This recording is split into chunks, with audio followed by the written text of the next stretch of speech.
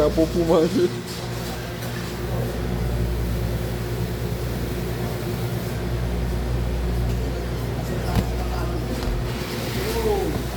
Yo.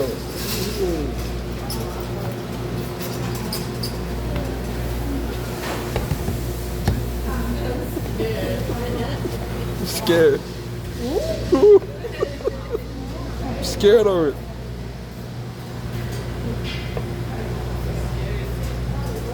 Crapaud pour manger, crapaud. Haïti, on les crapauds, ça, le crapaud damier.